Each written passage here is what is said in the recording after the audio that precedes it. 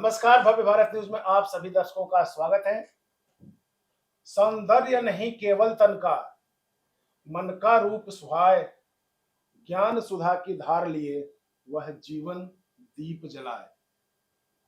आप समझ रहे हैं ये वाक्य किसके लिए प्रयोग होता है?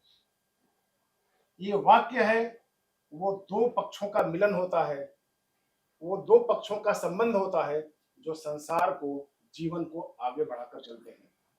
इसी विषय पर चर्चा करने के लिए आज हमारे बीच दो महान हस्तियां हैं। आप हमारे दाएं तरफ आप देखेंगे तो देवज्ञ सच्चिदानंद वशिष्ठ जी हैं, जो धर्मगुरु हैं और संस्कारों के विशेषज्ञ हैं। और हमारे बाईं तरफ अगर आप देखेंगे तो आप गुरु माँ हैं, जो आप भी धर्मगुरु हैं और आज के जो सांसारिकता है उस पर भी इनका जोर रहता है, विशेष ध्यान देती है। आप दोनों का स्टूडियो में बहुत बहुत स्वागत है। जय श्री महाकाल। सब स्वस्थ रहे, मस्त रहे, हंसते मुस्कुराते रहें, ये ईश्वर से कामना है। सर्वे भवन्तु सुखिनः, सर्वे सन्तु निरामयाः, सर्वे भद्राणि पश्यन्तु, मा कश्चित् दुःख भाग् भवेत्।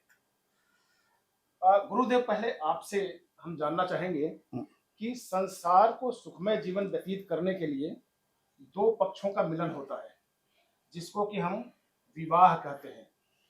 तो विवाह की पद्धतियां क्या आज की तारीख में पूर्वक जैसे हमारे संस्कारों में है, जैसे हमारे पद्धतियों में है, क्या आप उसको देख रहे हैं या इसमें कुछ विकृतियां आ रही हैं? आज के समय जो भी विवाह हो रहे हैं वो नाम मात्र के विवाह हो रहे हैं। उनमें ना कोई हमारा पूरा संस्कार की विधि है, ना कोई आचरण है, सब केवल दिखावा दिखावा दिखावा है। अगर संस्कार की विधि को अगर हम लेंगे तो बहुत गहन अध्ययन करने की आवश्यकता है। इसमें बहुत डीप हमें जाना पड़ेगा और उसके लिए आज का जो समाज है वो कहीं उस बातों को सुनकर के अप्रसन्न भी हो सकता है, क्योंकि वहां पर सच्चाई व्यक्त की जा रही है, सच्चाई बोली जा रही है जो आपको शायद बर्दाश्त ना हो। तो उसके अंदर अब विवाह है, नाम तो विवाह है, दो पक्ष रख लीजिएगा। एक तरफ विवाह है और एक तरफ मैरिज है। अब मैरिज का भी अर्थ समझिए और विवाह का भी अर्थ समझिए।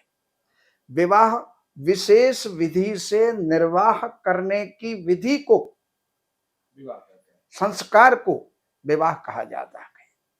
और विशेष विधि, वो विशेष विधि क्या है कि जब आपको एक गठबंधन में जोड़ दिया जाता है, किसी भी कन्या के साथ में जब आपका विवाह कर दिया जाता है, तो वहां पर आपका कर्तव्य बन जाता है कि एक ही स्त्री के अंदर स्त्री भाव रखते हुए संसार के अंदर मातृभाव और पुत्री भाव जो है हमें रखना चाहिए, जो प्रायः आज के समय में नहीं देखा जाता।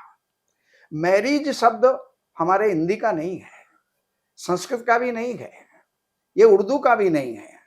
ये मैरिज शब्द जो एक जिस मैरिज को या जिस विवाह को जहां पर एक कॉन्ट्रैक्ट मैरिज कहा जाता है, जैसे विदेशों में होता है, अंग्रेजी शब्द है, ये अंग्रेजी शब्द है। तो मैरिज अंग्रेजी शब्द है, विवाह हमारा जो है, विवाह भी हमारा शब्द है, सांस्कृतिक और मर्यादित शब्द है। और इसी के अंदर पाणी ग्रहण भी इसको कहा जाता है। विशेष विधि से जो है निर्वाह करने वाली विधि को विवाह कहा जाता है। और एक कन्या का जो हाथ ग्रहण किया जाता है, पाणी यानी हाथ, और उसको ग्रहण करना, वो जो है पाणी ग्रहण कहलाता है। और वो पाणी ग्रहण एक बार जब हो जाता है तो जीवन पर्यंत उसका निर्वाह करना पड़ता है, शास्त्रीय विधि के अनुसार चलना पड़ता है, मर्यादाओं के अंदर रहना पड़ता है। अगर ऐसा नहीं है तो ना तो वो विवाह है और ना ही वो पाणी ग्रहण है। आपने अभी कन्या का नाम लिया गुरुदेव जी, आपसे गुरु माँ मैं सवाल करना चाहूंगा कि कन्याओं को लेके हमारे साधु संतों में भी चिंता बनी हुई है। आप एक संत हैं और बचपन से ही आप इस चीज में इसका महारत आपको हासिल है। अभी जो समाज में संतों की वाणी पर जो चर्चा हो रहा है, जो उनके कन्याओं पर कमेंट्स आए हैं जी, एक का कहना है कि 100 में से 2-4 कन्याएं ही पवित्र होती हैं, शुद्ध होती हैं जी, और पति को वर्ण करने लायक होती हैं। दूसरा ये कहता है कि फटे कपड़े जो पहन के बाजार में निकलते हैं वो तरह तरह के हर जगहों पर मुंह मारते रहते हैं। तो इस विषय पर आपका क्या मत है? पहली बात तो जो संत, ये सब वाद विवाद चल रहा है, जो बातचीत हो रही है अभी, तो ये ऐसे है कि सब संत अच्छा ही सोच रहे हैं, समाज को आगे लेके जाने के लिए, एक अच्छे संस्कार में लेके जाने के लिए ही सोच रहे हैं। लेकिन इसमें प्रॉब्लम क्या है कि सब में कोई मतभेद है, मनभेद नहीं है। और सब चाहते एक ही चीज़ है कि हमारा समाज अच्छा हो, सुधरे और पूरे संस्कारों के संस्कृति के अनुसार ही चले, अपने भारतीय संस्कृति के अनुसार चले। तो अच्छी सोच है, बट यही है कि कोई बोलने का थोड़ा-सा हेर-फेर हो जाता है। ये शब्द जो हैं ये प्रेमानंद जी ने बोले हैं और प्रेमानंद जी ने ये बोल दिया कि 100 में से 2-4% ही कन्याएँ जो हैं वो शुद्ध और पवित्र हैं। ये बात थोड़ी-सी गलत है, ये आंकलन नहीं करना चाहिए। हाँ, ऐसा हो सकता है कि बहुत सारी लड़कियाँ, बहुत सारी औरतें जो हैं वो थोड़ा गलत राह ये पर कन्या चलती कन्या हैं। शब्द पे आपत्ति है आपको? बिल्कुल कन्या शब्द पे आपत्ति है। कन्या देखिए, बहुत सारे संतों ने इस पे बयान भी दिए हैं जिसमें बोला गया है कि कन्या किसको बोला गया है, जो कि छोटी बच्ची होती है जिसको हम देवी रूप बोलते हैं, उसको हम कन्या बोलते हैं। जो देवी रूप में होती है जिसको पूजा जाता है। यानी कि रजस्वला से पहले का जो जी, स्टेज होता है वो जो कन्या की होती है, बिल्कुल, 12 बिल्कुल। साल से कम उम्र की। जी, बिल्कुल, जो 10-11 साल की बच्चियाँ होती हैं, उनको कन्या, हम कन्या पूजन में उनको बैठाते हैं। महामाई की पूजा होती है, तो हम उनकी कन्या पूजन करते हैं, क्योंकि वो साक्षात माता माई का रूप होता स्वरूप है। होती है, जी, जी। बिल्कुल। तो इसी शब्द पे आपत्ति है कि ये शब्द नहीं उनको उच्चारण करना चाहिए था। तो बाकी ठीक है, उनका हो सकता है कि उस समय उनकी ज़ुबान से ये शब्द जो है निकल गया हो, तो निकल गया है, लेकिन उनको इस विषय में एक बयान जारी करना चाहिए अपनी ओर से, जो कि सभी संतों की माँग भी है कि आप कन्या, ये जो 2-4% जो आंकलन दिया है, ये आप ना दे करके ऐसा बोल सकते हैं कि बहुत सारी लड़कियाँ इस तरीके से, तो इसी पे वाद-विवाद चल रहा है। देखिए, संत जो होते हैं वो हमेशा समाज के चिंतक होते हैं, बिल्कुल, बिल्कुल। समाज के मार्गदर्शक होते हैं। बिल्कुल। प्रेमानंद जी उनकी भी बहुत अच्छे संत उनकी हैं उनकी चिंता सिर्फ और यही है जी, कि ये जो कुरीतियाँ हैं आखिर इस पे कौन बहस करेगा? बिल्कुल, क्योंकि बिल्कुल। तुरंत जो इश्यूज़ हैं ये पॉलिटिकल बन जाती हैं और बिल्कुल। उसपे वाद-विवाद शुरू हो जाता है। तो देखिए, यही हो सकता है कि छोटी-छोटी, प्रेमानंद जी का टंग स्लिप भी कर गया हो। बिल्कुल, बिल्कुल, वही बात है, बाकी वो बहुत अच्छे, बहुत सिद्ध पुरुष हैं, बहुत अच्छे संत हैं, हम तो उनके आगे कुछ भी नहीं हूँ, बहुत बड़े साधक हैं हम और राधा रानी की बहुत विशेष कृपा है उनके ऊपर। तो ऐसा है कि ये टंग स्लिप हो जाना बोलिए या कुछ भी आप बोल सकते हैं, देखिए संत कई बार क्रोधित भी हो जाते हैं, तो कुछ बोल देते हैं, लेकिन हम चाहते हैं कि जैसे संत हैं, इतने सिद्ध पुरुष हैं, तो उनको थोड़ा-सा इसके ऊपर बयान एक बार दे दें, जो कि जो समाज में नन्ही-नन्ही बच्चियाँ हैं ना, उनके ऊपर इसका कोई दुष्प्रभाव ना हो। वो भी समझे कि हमारे जो, जिनको हम गुरु मानते हैं, जो हमारे सनातन धर्म के हमारे संत हैं, हमारे पूजनीय हैं, तो वो मतलब अगर वो ऐसी टिप्पणी करेंगे, तो हम दूसरे व्यक्तियों से, दूसरे इंसानों से क्या अपेक्षा करेंगे? गुरुमा संत समाज की चिंता किए बिना ही कटुवाणी बोलता है, जी, लेकिन समाज के हित में बोलता है। ठीक उसी जी। तरह से जैसे कोई बड़ा अगर फोड़ा हो गया हो, उसका ऑपरेशन करने में डॉक्टर बिल्कुल नहीं हिचकिचाता, तो वो, चाहे आदमी रोए या चिल्लाए। देखिए, अब डॉक्टर का भी एक प्रोसीजर होता है ना, कि वो उसको पहले सुन्न करेगा, बेहोश करेगा, फिर उसकी चीर-फाड़। अब जाते ही डॉक्टर ऐसा तो नहीं उसको दबोच के और निकाल देगा, लाओ मैं तुम्हारा फोड़ा निकाल के बाहर फेंक दूँ। तो तो ऐसा मतलब तो इन वो नहीं संतों की करेगा। वाणी पर आपको वो नहीं है, जी। मतलब मंशा पे कोई चिंता नहीं है, सिर्फ वाणी पे लगाम लगाना चाहिए। वाणी पर थोड़ी-सी लगाम लगानी चाहिए और हर किसी से होता है। कई बार उत्तेजना में, इस तरह से गुस्से में आकर के कुछ ऐसे माहौल ऐसा हो जाता है, कभी-कभी ऐसा समय ऐसा आ जाता है कि क्रोध आ जाता है, तो थोड़े से ऐसे शब्द जो है निकल जाते हैं, पर फिर भी कन्याओं के ऊपर, बच्चियों के ऊपर इस तरह के शब्द नहीं किसी को भी निकालने चाहिए।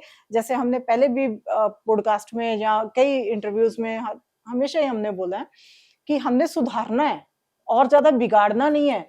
चलिए, सुधारना है, जी, समाज को सुधारना है। जी। गुरुदेव आप ये बताइए कि आज का जो माहौल देख रहे हैं आप, समाज में पुरुष और महिलाओं का बराबर दर्जा दिया गया है, एक सहचरी का नाम दिया गया है। तो आज क्या शादी के जो इनके रिश्ते बन रहे हैं, लिव इन रिलेशन का बन रहा है, फिर इसके बाद आपका गर्लफ्रेंड बॉयफ्रेंड का जो परंपरा चली हुई है, ऐसे में क्या वैवाहिक जब स्थितियां बनती है तो इसमें क्या कुरीतियां पैदा करती है? इसको किस नजरिए से आप देख रहे हैं? देखिए बात ये है कि जब एक समय था जो शास्त्रीय विधि के अनुसार और परंपरा के अनुसार, सामाजिक सिद्धांत के अनुसार और माता पिता और अपने अभिभावकों के मतानुसार पहले सारे विवाह होते थे, और वो विवाह प्रायः सुखी संपन्न हुआ करते थे। खैर, उसके अंदर कहीं कोई अपवाद तो पहले भी थे, जिसके अंदर कोई ना कोई विवाह बिगड़ता भी था, लेकिन पहले 90% विवाह हमारे सुधरते थे। उसका मुख्य कारण था, स्त्री को ये पता था कि मेरी मर्यादा क्या है, मेरी हद क्या है, मुझे कहाँ तक करना चाहिए, कहाँ तक जाना चाहिए, क्या मेरा कर्तव्य है। और पुरुष को भी अपने कर्तव्यों का बोध था।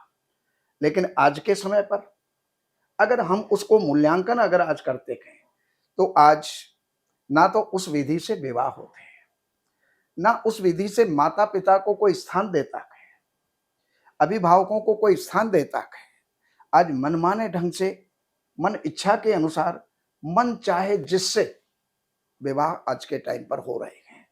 और इन विवाहों को जो आज का सभ्य समाज है, पढ़े लिखे बच्चे हैं, वो उनको उचित मानते हैं। लेकिन आप आज का सर्वे कीजिएगा, उस सर्वे के अंदर 75% से अधिक विवाह हमारे फेल हो जाते हैं, असफल माने जा रहे हैं। असफल माने जाते हैं। उसमें कोई ना कोई कारण आ जाता है, वो कारण कुछ भी हो सकता है, लेकिन उसमें कोई ना कोई कारण आ जाता है। वो सब कारण क्या है? अभी आपने मेरे सामने लिव इन की बात कही, गर्लफ्रेंड बॉयफ्रेंड की बात कही। तो गर्लफ्रेंड और बॉयफ्रेंड ये दोनों विपरीत जो है ऊर्जा है। एक सकारात्मक ऊर्जा है और एक नकारात्मक ऊर्जा है। जब दोनों ऊर्जा एक साथ सम्मिलित होंगी तो वहां पर कोई ना कोई फंक्शन होता है। जैसे आप बिजली के अंदर 2 पॉइंट लेते हैं, एक ठंडा और एक गर्म, और दोनों जब तक हैं तो दोनों को जब आप ज्वाइंट करेंगे, अर्थ को साथ में ज्वाइंट करेंगे, तो वहां पर लाइट जल जाती है। लेकिन अगर दोनों जुदा जुदा रहेंगे तो ऐसी स्थिति में कोई भी किसी प्रकार का गलत फंक्शन जो है वहां पर नहीं होता। अब लिव इन की बात आप करते हैं, तो लिव इन है क्या? मैं तो आज तक अभी यही नहीं समझ पाया कि इसका मतलब क्या है। लिव इन क्यों है, कैसे है, क्यों किया जाता है? जब आप सर्विस के लिए बाहर चले गए, लड़का भी सर्विस में बाहर गया हुआ है, 2 लड़के लड़कियों के अंदर मैत्री हो गई और वो लिव इन में आ गए, और लिव इन में आकर के साल गुजारा, 2 साल गुजारा, 5 साल गुजारा, मन भर गया, उसके बाद में छोड़ दिया। क्या है ये लिव इन? लिव इन मैं बताता हूँ क्या हाँ। है। जो समाज में जो प्रचलित आज की तारीख में है, बड़े ही सुपरफिशियल तरीके से इसको नाम दिया गया है। गर्लफ्रेंड बॉयफ्रेंड की चर्चा आम है, बच्चों को भी पता है। जब तक गर्लफ्रेंड बॉयफ्रेंड है तब तक आप ये समझिए कि जुदा जुदा है, आपके दोनों तार नहीं सट रहे हैं, बल्ब नहीं जल रही है। और जैसे लिव इन रिलेशन की बात आ जाती है तो उसमें ये मान कर चला जाता है कि आप एक हो चुके हैं, बल्ब जल चुकी है, लाइक ए हस्बैंड वाइफ। हाँ, लाइक हस्बैंड वाइफ उसी बात है। तो शादी का जो अपभ्रंश रूप है, जो अपसंस्कारिक रूप है, उसको हम लिव इन रिलेशन को आज मानते हैं। वैसे तो इसमें सवाल एक यही उठता है कि आज की जो शादी हो रही है, आपकी जो लिव इन रिलेशन की जो बात आ रही है, आप जैसे शादी की बात करते हैं, तो ये शादी क्या कन्याओं की होती है या लड़कियों की होती है? देखिए, शादी के अंदर, अभी मैं शादी का नंबर मैं बाद में लूंगा, पहले विवाह का नंबर बाद में लूंगा। शादी तो शब्द ही गलत है, विवाह की बात करूंगा। तो ये जो है, जैसे अभी आपने लिव इन की बात कही, ऐसी स्थिति के अंदर जो गृहस्थ धर्म होता है, तो गृहस्थ धर्म के अंदर आगे संतानें भी होंगी। तो लिव इन में रहने वालों के क्या संतान नहीं होती? और होती हैं तो गर्भपात होता है। ये कौन सा धर्म है? क्या वहां पर पाप नहीं है? पहली बात तो लिव इन ही पाप है, और दूसरे नंबर पर वहां पर अगर कोई गर्भ धारण हो जाता है, फिर उसको निष्कासित करना, गर्भपात करवाना, ये सब जो है और भी ज्यादा घातक और भी ज्यादा पाप का कारण बनता है। तो मैं तो उन चीजों को महत्व नहीं देता। आज के टाइम में मात्र केवल अपना समय पास करने वाली बात हो गई। ये तो पशुओं का आचरण हो गया, ये जो है मनुष्यों का आचरण नहीं है। और जो आपने विवाह की बात कही कि विवाह के अंदर कन्या का विवाह होता है या बड़ी उम्र के अंदर विवाह होता है। अगर शास्त्रों के अंदर आप जाएंगे, पहले के समय पर जितने भी विवाह होते थे वो कन्या का विवाह होता था, और कन्या 12 वर्ष से पहले की अवस्था के अंदर कन्या होती है, और जब वो पिता के घर में रजस्वला हो जाए तो उसको ब्रह्म हत्या का पाप लगता है पिता को। तो ऐसी स्थिति के अंदर विवाह पहले ही करना शास्त्र सम्मत था। और अब नियम कुछ बन गए, कानून कुछ बन गए, कानूनों के अंदर बंद करके, और आज समाज अपने आप को बंधित मानता है, बंधा हुआ मानता है कि हम क्या करें, 18 से पहले हम लड़की का विवाह नहीं कर सकते, 21 साल से पहले हम लड़के का विवाह नहीं कर सकते, उसको तो पार करना ही करना है। और उसको पार करते करते फिर अब बच्चों के करियर की बात आ जाती है, और जब करियर की बात आती है तो वहां पर अभी इनको ये करना है, अभी उनको वो करना है, अभी उनको वो करना है। जो महाभारत के अंदर जो शब्द अर्जुन ने कहे थे कि जायते वर्ण संकरः, अगर ऐसा हुआ, युद्ध हुआ तो योद्धा मारे जाएंगे और स्त्रियां विधवा हो जाएंगी, ऐसी स्थिति के अंदर वर्ण संकर संतानें उत्पन्न होंगी। तो वो समय जो महाभारत काल का जो अर्जुन का वाक्य था वो आज सिद्ध हो रहा है। तो इसमें क्या आप क्या कहना चाहते हैं कि फिर बाल विवाह सही था?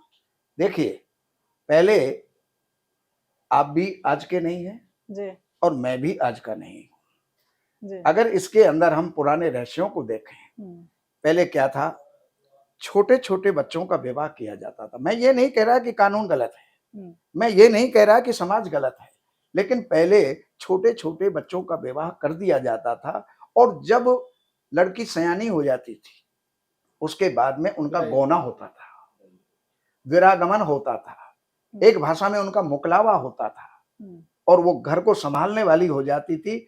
उस समय पर उसको लेकर के आया जाता था। तो विवाह करना गलत नहीं है। अब जब विवाह पहले हो जाएगा तो उस लड़की के भी दिमाग के अंदर एक बात रहेगी कि मेरा पति अमुक व्यक्ति है, और उस व्यक्ति के मन के अंदर भी ये रहेगा कि मेरी धर्म पत्नी वो है। अब हमारे दोनों के धर्म क्या हैं, उन धर्म के अनुसार वो अपना समय गुजारते थे और आकर के उनका एकीकरण होता था। तो ये सब कुछ डिपेंड करता था संस्कारों के ऊपर, जो कि पहले माता पिता से, अपने बड़े बूढ़ों से, दादा दादी, नाना नानी से संस्कार मिलते थे, लेकिन आज की डेट में तो वो संस्कार है ही नहीं। अब गुरु माँ की बात को मैं थोड़ा सा और बड़ी करता हूँ। यहाँ पे सवाल ये उठता है गुरुदेव कि आपने कहा कि कन्याओं का समय से विवाह कर देना चाहिए, तो अगर उस तरह से देखा जाए तो आज की तारीख में तो हम लोग सभी ब्रह्म हत्या के दोषी हैं। ब्रह्म हत्या के महादोषी हैं, और उसी का परिणाम है आज दूषित परिवार होना, दूषित संतान होना, दुराचारी और दुराचरण करने वाले जो हैं आज के समय में बच्चे होना, ये सब उसी का परिणाम। नहीं तो क्या स्त्रियों और पुरुषों का बराबर दर्जा देना क्या गलत है?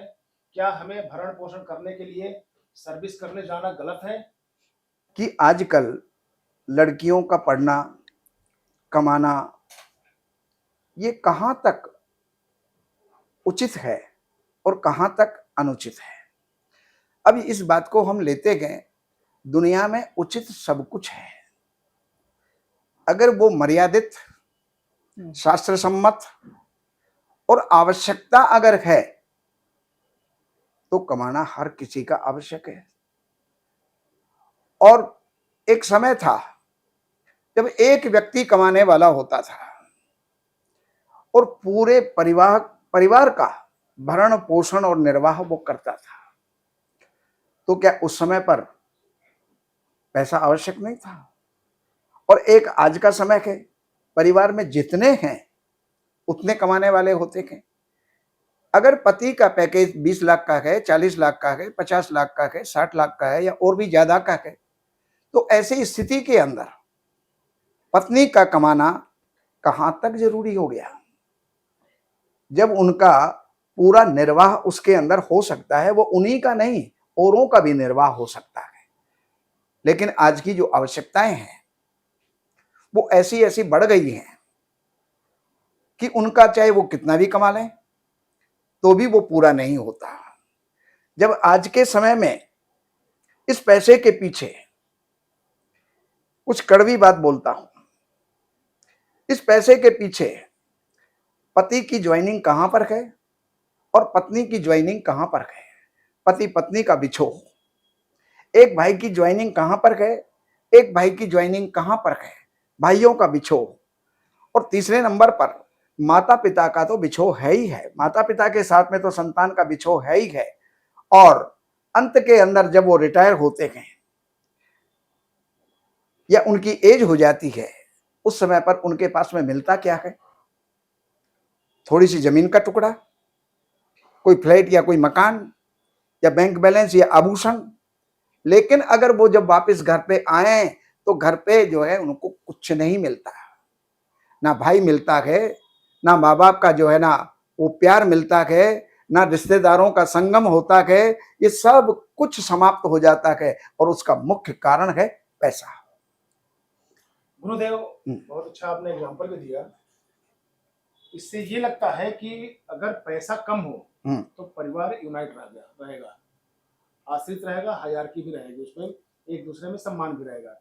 पैसा ज्यादा होगा, विकृतियां ज्यादा आएंगी, क्योंकि सब अपने अपने मन के होंगे, सब अपने अपने मन से खर्च करते हैं। वैसे हम बात कर रहे थे विवाह को लेकर, तो क्या ये स्थितियां जो आपने दोनों हमें तर्क संगत बताया है, क्या ये विवाह के लिए ये बाधक है? ये नहीं, विवाह का प्रारूप क्या होना चाहिए आज के समाज में? देखिए, विवाह का प्रारूप तो वही है जो पहले था। हमारे 8 विवाह होते हैं, जो 8 विवाहों के अंदर एक ब्रह्म विवाह होता है, आर्ष विवाह होता है, गंधर्व विवाह होता है, पैशाच विवाह होता है और दानव विवाह होता है। इस प्रकार से हमारे 8 विवाह होते हैं। और उनके अंदर दानव और पैशाच विवाह वो होता है कि जबरदस्ती से लड़की का अपहरण कर लिया, उसका उपभोग किया, ये जो है दानव और पैशाच वृत्ति के अंदर आ जाता है। लेकिन एक होता है गांधर्व विवाह, जिसको प्रेम विवाह कहा जाता है। अब प्रेम विवाह के अंदर शकुंतला और दुष्यंत, इनका विवाह भी गांधर्व विवाह था। उसके बाद दुष्यंत ने भुला दिया, शकुंतला को भुला दिया, लेकिन वो सब पौराणिक कथाएं हैं, उसके अंदर श्राप था शकुंतला को कि तेरा पति तेरे को भूल जाएगा। तो ये गांधर्व विवाह होता है, जिसमें एक दूसरे का प्रेम होता है, फिर विवाह होता है। लेकिन विवाह होने का प्रेम हो, लेकिन उसके अंदर भी एक चीज देख लेनी चाहिए। नहीं, आज के विवाह में गुरुदेव, क्या ये गंधर्व विवाह नहीं हम मानेंगे? क्योंकि आज तो हम बहुत करीब से देखते हैं। गंधर्व विवाह में वही तो मैं कहने जा रहा हूं जो आप पूछना चाहते हैं। गंधर्व विवाह के अंदर आप गांधर्व विवाह करो, प्रेम विवाह करो, इंग्लिश के अंदर लव मैरिज करो, लेकिन उसके अंदर अपनी एक मर्यादा का विशेष ध्यान रखना चाहिए। अगर ब्राह्मण का लड़का है तो उसको ये जरूर देखना चाहिए कि मैं जिससे विवाह कर रहा हूं ये ब्राह्मण की कन्या है या नहीं है। क्योंकि शास्त्र ये कहता है अपने गोत्र को छोड़ करके अपने वर्ण के अंदर वर्ण की जाई हुई कन्या के साथ में जो है विवाह करना चाहिए। उससे जो संतानें होती हैं वो संतान अपने पूर्वजों को जलदान, तर्पण और पिंडदान देने की अधिकारी होती है। अन्य किसी से हमारे पूर्वज पिंडदान नहीं लेते और उसका दुष्परिणाम होता है। दुष्परिणाम ये होता है कि तीसरी पीढ़ी आते आते ये वंश जो है आगे नहीं बढ़ पाता, क्योंकि पितरों की कृपा के कारण, आशीर्वाद के कारण से ये हमें आगे का वंश जो है हमारा चलता है, जो चलना बंद हो जाता है। मोहन भागवत जो आरएसएस प्रमुख है, अभी उनका एक कथन आया था कि हम चाहते हैं कि ये जो भारत में वर्ण व्यवस्था, जातियां खत्म हो जाए। ठीक है, तो फिर अगर ऐसी सिचुएशंस बनती है या इस विचार के लोगों को आप फिर क्या कहना चाहेंगे? उसके अंदर वही बात होगी जो अर्जुन ने भगवान श्री कृष्ण से कहा था, जायते वर्ण संकरा। इसके बाद अभी तो कलयुग का अगर भविष्य पुराण को हम देखें तो कलयुग की स्थिति ये होगी कि आगे विवाह होना बंद हो जाएगा, रस्में खत्म हो जाएगी, रस्में खत्म हो जाएंगी, लगभग तो हो ही चुकी है। विवाह होना समाप्त हो जाएगा। और विवाह के लिए ये है कि जो कोई लड़का किसी भी लड़की को पसंद किया, उसको 2 दिन 4 दिन वो साथ में रहे, फिर दूसरा देखा, तीसरा देखा, चौथा देखा, इस प्रकार से। ये आज की बात नहीं कर रहा हूं मैं, बहुत आगे भविष्य काल की बातें कर रहा हूं।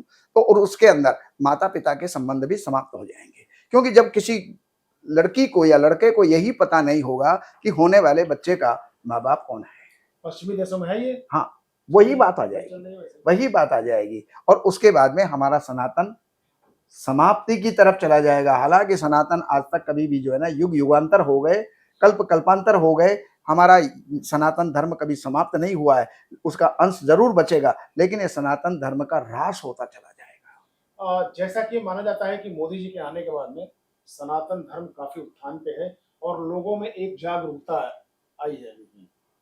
तो अगर लोग सनातन के प्रति जागरूक हो रहे हैं, तो सबसे पहले गुरु माँ मैं आपसे जानना चाहूंगा कि ये जो विवाह की जो पद्धति है, जो हमारे संस्कार की पद्धति है, जो हम चाहते हैं कि हमारा वंश चले और जो गुण है उस खानदान का वो बरकरार रहे, तो ये किस तरह से लेना चाहिए इसको? सबसे पहले तो हम ये कहेंगे कि सभी सनातनी हैं। हमारे भारतवर्ष में जितने भी जात पात जो भी बने हैं, जो भी धर्म अब बने हैं कुछ 500 साल से या 1500 साल से, तो ये सारे है तो सनातनी ही, सारे है तो हिंदू ही, लेकिन नाम अब अलग अलग हो गए हैं सबके। हजारों साल से है। मतलब आप एक 500 साल से सिख धर्म बना, 1500 साल पहले मुस्लिम धर्म बना है ना, लेकिन है कौन? बाप तो इनका एक ही है, सनातन धर्म। सनातन से ही सब कुछ निकला है ना, तो कोई ये आसमान से तो टपके नहीं है। लेकिन हम ये कहेंगे कि आप इसमें देखिए, कुंडली के हिसाब से तो कुंडली मिलान हो जाएगा, आप गोत्र मिला लें या कुछ कर लें, लेकिन सबसे पहले जो महत्वपूर्ण है वो है संस्कार, माता पिता के दिए हुए, अपने बड़े बुजुर्गों के दिए हुए संस्कार। अभी तो आप बहुत सारे ऐसे देखो कि ब्राह्मण फैमिली के लड़के वो इतने अछूते काम कर रहे हैं कि जिनको हम नीच बोलेंगे। ब्राह्मण नहीं है, ब्राह्मण नहीं है, हमारे तो आंखों देखा हुआ है ना, सब कुछ परखा हुआ है, ब्राह्मण है ना। काहे के ब्राह्मण? अगर आप 1000 स्त्रियों का संग कर रहे हैं, ठीक है, या फिर अपना घर परिवार छोड़ के आप दूसरी स्त्रियों के पास जा रहे हैं, अपनी जिम्मेवारियां नहीं समझ रहे हैं, जब ऐसी चीज कर रहे हैं, आप काहे के ब्राह्मण है? किस चीज के ब्राह्मण है आप? लेकिन ब्राह्मण कौन होता है? जिसको ब्रह्म का ज्ञान हो। और ब्रह्म का ज्ञान क्या है? जो स्त्री का सम्मान करे। है सनातनी की बात नहीं है, धर्म की, या फिर आप कुंडली की बात करें, या फिर आप बोले कि गोत्र की बात है। सबसे पहले हम कहेंगे संस्कार, कि माता पिता अपने बच्चों को संस्कार ऐसे दें कि हर स्त्री को, हर बच्ची को, हर लड़की को सबसे उसको सम्मान दो। नहीं, सच्चिदानंद जी वही तो बता रहे हैं जी, बिल्कुल बिल्कुल बिल्कुल। कि आने वाली कुछ पीढ़ियां, कुछ दिनों के बाद ऐसा हो जाएगा हाँ। कि न माँ बाप रहेंगे, नहीं उनका कुल खानदान रहेगा क्योंकि उनके संस्कार ऐसे नहीं है ना। तो इसका मतलब कि ये सनातन को खत्म करने की, सनातन को ह्रास करने की, इसीलिए तो संत अब उठ के आ रहे हैं ना, कि वो सबको एक मार्गदर्शन दे रहे हैं कि भाई संस्कार अपने बचाओ। ये छोटे कपड़े पहनने के लिए हम इनको कोई ऐसा ना कोई नाम नहीं देना चाहते, लेकिन हमारे कहने का मतलब सिर्फ यही है कि आप संस्कारों में आओ। गुरुदेव, भविष्य में जो भविष्य का हमारा निर्माण होता है, माना जाता है बच्चों से होता है, तो आप वो कौन सी और इसकी जो कड़ी है विवाह, वो पहली कड़ी मानी जाती है। तो आप क्या चाहते हैं कि आज की इतना झांझावात वाली स्थिति में, भाग दौड़ की स्थिति में, उस संस्कृति को कैसे बरकरार रखा जा सकता है विवाह वाली? क्योंकि लोग आज ही कहते हैं कि हमें आधे घंटे में शादी चाहिए, 2 घंटे में शादी चाहिए, 1 घंटे में शादी चाहिए, तो कैसे वो आज इसको एडॉप्ट करें? देखिए, शादी का जो संस्कार है, ये हमारा 15वां संस्कार है। 16 संस्कारों के अंदर सबसे पहला गर्भाधान है, पुंसवन है, सीमंत है, जात कर्म है, नामकरण है, अन्नप्राशन है, विद्यारंभ है, उपनयन है, और बहुत से जो है ना संस्कार हमारे हैं, जो सारे उनमें से क्रम से जब चलते हुए हम आएंगे तो उसके अंदर 15वां संस्कार हमारा विवाह संस्कार होता है, जो सबसे महत्वपूर्ण है। क्यों कि अब जाकर के वो वृक्ष बन गया है और अब उसकी शाखाएं बटेंगी तो उनमें जो है पुष्प आएंगे, फल आएंगे। अब फल जो है उसी शाखा पर उसी अनुरूप फल आना चाहिए। आम का पौधा है तो आम का फल आना चाहिए, उस पर बेर नहीं लगने चाहिए, तो इस प्रकार से ये जब ही है जब वो विधिवत जो है आम का रोपण किया गया, उसका पालन किया गया, उसको सिंचित किया गया और उसके अंदर आम आए। अब एक टहनी में दूसरी टहनी जब आप चला देंगे तो वहां पर दूसरी टहनी प्रारंभ हो जाएगी। आजकल चल रहा है। चल रहा है, वही हमारे समाज में चल रहा है। तो इसके अंदर विवाह के अंदर अगर हम आगे बच्चों को संस्कारित रखना चाहते हैं तो हमें स्वयं को संस्कारित होना होगा और वो माँ बाप से ही जो है विद्या प्रारंभ होती है। बच्चा वो नहीं सीखता जो आप बच्चे को कहते हो, बच्चा वो सीखता है जो आप करते हो, देखता है जो देखता है। आप सुबह उठते ही अगर सबको नमन करते हैं तो बच्चा भी सोचेगा मुझे भी सबको नमन करना चाहिए।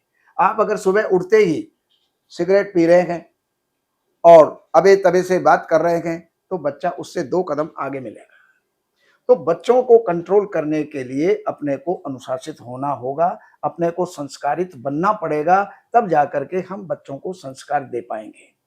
और अभी एक चर्चा और चल रही थी, ब्रह्मम जानेति ब्राह्मणः। अब एक चीज है, हमारे आचार्यों ने, हमारे ऋषियों ने, बल्कि मैं ये कहूं जो आदि पुरुष थे इस संसार के, वो थे मनु महाराज, और आदि स्त्री थी वो थी शतरूपा। और वहां से उन्होंने जो सृष्टि की संरचना। संविधान बनाया जिसको मनुस्मृति कहते हैं, वो हमारा भारतीय संविधान था। अब आगे तो संविधान आगे चल करके अब बन गया है, लेकिन वास्तविक संस्कार और सांस्कारिक संविधान वही था और उसमें जो बताया गया है वही नियम है। जो हम धर्म कहता है वही हमारे लिए कर्तव्य है और जो धर्म जिसके लिए मना करता है उसी का नाम पाप है। तो अभी आपने कहा कि विवाह संस्कार, और उसके अंदर कोई कहते हैं आधे घंटे में कर दो, कोई कहते हैं 2 घंटे में कर दो, कोई कहते हैं पंडित जी ठहर जाओ, पंडित जी अभी जरा लड़का लड़की जो है अभी जयमाला पर गए। अरे भाई, एक बात है, आप विवाह कर रहे हो या कोई फिल्म बना रहे हो या कोई नाटक कर रहे हो, आजकल तो फिल्म ही बनती या कोई है। ड्रामा कर रहे हो। अब आपको हम क्या बताएं, आज का एक समय का है, विवाह के लिए 6-6 महीने इंतजार करते हैं। पंडित जी मुहूर्त कब है जी? ये जो है 4 दिसंबर का बनेगा। अच्छा, तो 4 दिसंबर का समय क्या है? ये रात को 11 बजे। ठीक है, बात सारी हो गई। और जब विवाह नजदीक आता है तो वो डेट तो याद होती है, लेकिन डेट के अलावा विवाह का जो पाणी ग्रहण का जो समय है, जो लग्न है, उसको सब भूल जाते हैं। क्यों? वहां पर आज का समय है बैंड प्रदान। और एक सबसे बड़ी कुरीति समाज के अंदर एक और आ गई है, वो क्या है? Beauty parlour. और ब्यूटी पार्लर पर जब लड़का तो तब चढ़ेगा ना घोड़ी पर जब माँ आ जाएगी, बहन आ जाएंगी, और माँ और बहन अभी टाइम से वहां से फारिग नहीं हुई, और वहां से ब्यूटी पार्लर से जब वो आती है, हाँ भाई चलो जल्दी करो जल्दी करो। अब जल्दी क्या करो, 2 घंटे पहले तो हम यहाँ से चलने का जो मुहूर्त था, जो समय था, हम उसको पार कर चुके। अब वहां से चलते गए, उसके बाद जीजा, उसके बाद में मित्र। घोड़ी के सामने यहां भी नाचेंगे, क्योंकि नाचे नहीं तो मित्र प्रसन्न कैसे होगा, मेरा साला प्रसन्न कैसे होगा, मेरा कुटुंब परिवार प्रसन्न कैसे होगा। अब नाचेंगे, और नाचने में भी अगर नाचें तो कोई बात नहीं है, लेकिन एक और उसके अंदर कड़ी जुड़ गई है, पी करके नाचेंगे, जी करके नहीं, पी करके नाचेंगे। और जो नाचेंगे तो समय कौन देखता है? पंडित जी वहां पर कहते हैं देखो भाई वहां पर इतने बजे पहुंचना है। उन्होंने पंडित जी ये दिन रोज रोज थोड़ी आता है। और वहां पर जो है वो पंडित जी बेचारे चुप हो जाते हैं। मंदिर तक पहुंचते हैं, वहां भी ढोल धमाका। अरे भाई, मंदिर तक सफर करना है, आपने एक प्रभु को समर्पित होना है कि मैं एक विशेष कार्य के लिए, विशेष संस्कार के लिए मैं जा रहा हूं, आपका आशीर्वाद चाहिए। कहने का मतलब ये है कि जिस संस्कार के लिए हम जाते हैं, हाँ, उस समय उसको छोड़कर बाकी सब कुछ होता है। बाकी सब कुछ होता है। और एक बात और है, वहां जाने के बाद में जिसकी आवश्यकता नहीं है, जयमाला। जयमाल कब हुई थी? जब सीता जी का धनुष राम जी ने तोड़ा था तो वहां पर वो जयमाल हुई थी। वरमाल कब हुई थी? जब जब भी राजाओं के बीच के अंदर राजकुमारी अपनी माला को लेकर के एक वर को पसंद करती थी, उसका नाम था वरमाला। यहाँ पर तो वर भी पसंद है, कन्या भी पसंद है, फिर कौन सी जयमाला और कौन सी वरमाला। लेकिन उसके अंदर 2 घंटे ऑर्केस्ट्रा, डीजे, और फिर उसको जो है पालकी के अंदर बिठाकर इतना समय बर्बाद करते हैं, जो वहां पर आकर के जयमाला होती है, और बाकी जो कुछ बचता है उसको फोटोग्राफर ले जाता है। सर, एक ये भी कहा जाता है हम्म। कि जो पद्धतियां हमें नहीं पता है, लोग ये पूछते हैं कि यार पंडित जी क्या शादी कराएंगे, तो 10 मिनट में हो जाएगा, चाहे 4 घंटे में भी हो जाएगा। तो वो पद्धति क्या है कि हम शादी के मंडप में जाते हैं तो जिससे लोगों को पता चले कि हाँ जी, हमें ये चीजें जरूर देखिए, करानी चाहिए। पद्धति के अंदर क्या है, पद्धति में जितने भी मंत्र हैं ये वेद के मंत्र नहीं है, ना ऋग्वेद के हैं, ना यजुर्वेद के, साम अथर्व किसी वेद के ये मंत्र नहीं है। ये मंत्र हैं पारस्कर गृह्य सूत्र के। पाराशर जी ने जो पारस्कर गृह्य सूत्र बनाया है उसके अंदर से लिए हुए मंत्र होते हैं, और वहां पर कई दफा विवाद हो जाता है। अच्छा, इसमें होना क्या चाहिए? अब वर है, अब वर को यहाँ पर विवाह के अंदर विष्णु का रूप माना है। वर आया, चरण धुलाई हुई, आसन दिया गया, अर्घ आचमन मधुपर्क उसको दिया गया, और देने के बाद में फिर वर और कन्या का जो है सम्मुखीकरण होता है। एक दूसरा यहां देखता है, ना कि पहले शास्त्र के अनुसार यहां पर लड़का लड़की को देखता है, और समंजंतु विश्वे देवा समापो हृदयानिनो, वहां पर एक मंत्र है। तो वहां एक दूसरा एक दूसरे की तरफ देखता है, वस्त्रदान होता है, उसके बाद में फिर गोत्रोच्चार होता है। अब गोत्रोच्चार का ये है कि कन्या किस गोत्र की है, वर किस गोत्र का है। जब 2 चीजों को, 2 नदियों को एक साथ में जब मिलाया जाएगा तो उसके लिए भी कोई ना कोई विधान होता होगा। तो वहां पर गोत्रोच्चार होता है, और 3 पीढ़ियों का उच्चारण होता है, पिता, दादा, परदादा, और 3 बार होता है, जिससे पूरा समाज ये देख ले कि किस गोत्र की कन्या किस गोत्र के अंदर जा रही है।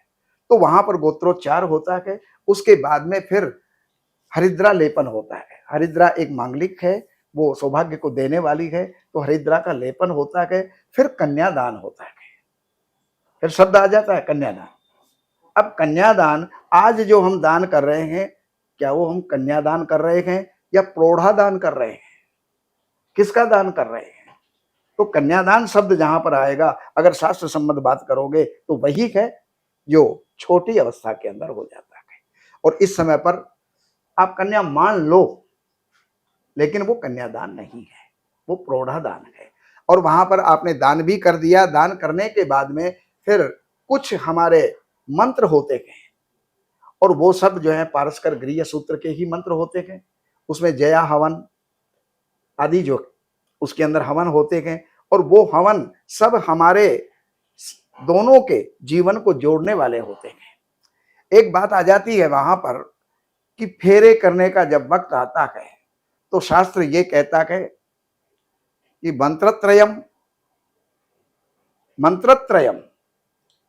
और गाथा गानत्रयम, अस्मारोहणत्रयम और प्रदक्षिणम त्रयम, ये 3 कन्या जो है, कन्या 3 प्रदक्षिण करती है, और चौथी प्रदक्षिणा जो है वो वर करता है। तो ये 4 फेरे होते हैं। 7 फेरे नहीं होते। 7 फेरे या तो उनको ज्ञान नहीं है, जिन्होंने पद्धति नहीं पढ़ी, या फिर देखा देखी सुना सुनी। अब हम कई दफा फेरे करवाने जाते हैं और उसके अंदर, नहीं पंडित जी हमारे यहाँ तो 7 होते हैं, लोकाचार को लोग ले लेते हैं। हाँ, वही देखा देखी। हाँ, वो लोकाचार। लेकिन वो भी बात है कि लोक विरुद्धम ना करणीयम ना करणीयम, लोक के विरुद्ध भी जो है नहीं करना चाहिए। लेकिन वहां पर हम उनको समझा देते हैं, देखो भाई शास्त्र सम्मत 4 फेरे हैं। अब एक बार तुरंत उसने, एक व्यक्ति ने गूगल किया कि विवाह में कितने फेरे होते हैं।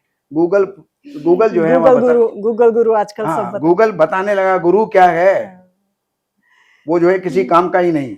लेकिन आजकल तो सब वही मान रहे हैं सुनो ना। तो सही, वहां पर हुआ क्या कि कुछ लोग 4 कराते हैं, कुछ 7 कराते हैं, लेकिन वो अज्ञानी होते हैं, गूगल कह रहा है।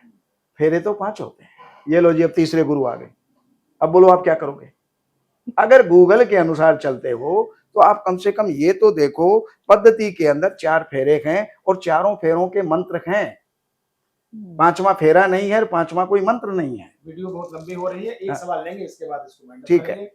अब गुरुजी ये बताइए आप कि इसमें जो शादी चली, हम आपकी पद्धति से मान लीजिए शादी करा ली, ठीक है। तो इसके फायदे क्या हैं? और आज के जो हम शादी कराते हैं कि 10 मिनट में आप खत्म कर दीजिए, आधे घंटे में खत्म कर दीजिए, उसके क्या दुष्परिणाम होंगे? देखिए, उसमें विधि पूरी नहीं होती। किसी व्यक्ति का हार्ट का ऑपरेशन है और वो थिएटर में चला गया और वहां अगर डॉक्टर को जो है आप बाध्य करें 10 मिनट में ऑपरेशन करके ले आइए, आप आधे घंटे में ऑपरेशन करके ले आइए, भाई वहां 5-5 घंटे 10-10 घंटे लग जाते हैं, तो वो तो विधि तो अपनी वो पूरी करेगा ना। हाँ, तो विधि जब तक पूरी नहीं होगी, जब तक प्राणदान नहीं होता, उसी प्रकार जब तक विवाह के अंदर विधि पूरी नहीं होती तब तक वैवाहिक संबंध संपूर्ण नहीं हो पाते, उनका जो है सारा संस्कार संपन्न नहीं हो पाता है। चलिए, तो आज के एपिसोड में इतना ही। आपने देखा, गुरुजी ने बताया और माँ जी ने बताया, गुरु माँ ने बताया कि भाई किस तरह से हमारे समाज में विकृतियां हैं और किस तरह से इनको दूर किया जा सकता है। अगर हम शास्त्र सम्मत विधि से जाते हैं तो आपके लिए फायदा होगा, आपके परिवार के लिए फायदा होगा, और वही चीजें आगे देश को भी ऊपर सबसे ले जाएगा। जरूरी है संस्कार घर से मिलने चाहिए सभी बच्चों को, और मर्यादा के अंदर रह करके सब लोग अपना आगे का सोचें तो वो ज्यादा अच्छा है संस्कारों के अनुसार। एक लाइन गुरुदेव मैं आपसे कहूंगा कि आप भी बस बोलिए, इसका समापन करते हैं। नहीं, अब ऐसा है, विवाह जैसा शास्त्र कहता है उसके अनुसार आपको करना चाहिए, जैसा आपका मन कहता है वैसा आप मत कीजिए, अन्यथा उसके दुष्परिणाम हमें देखने को मिलते हैं, मिलते थे और मिलते रहेंगे। चलिए, तो ये रही हमारी क्लोजिंग। अगले एपिसोड में फिर मिलेंगे, तब तक के लिए नमस्कार। आप दोनों का बहुत बहुत धन्यवाद। जय माता।